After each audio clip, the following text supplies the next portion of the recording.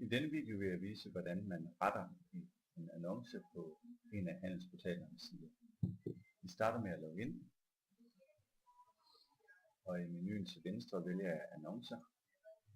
På denne side ses en liste over de aktive annoncer, jeg har. Jeg kan enten vælge ret ikon, eller vælge annonce selv for at rette i annoncen. Her er annoncen, og jeg vælger at rette annoncen. Jeg kan nu indtaste nye informationer og trykke gem og fortsæt. Jeg kan vælge at uploade flere billeder, eller bare trykke gem og fortsæt.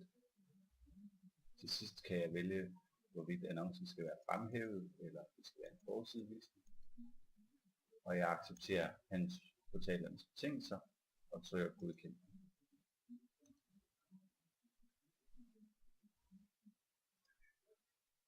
Annoncen er nu rettet,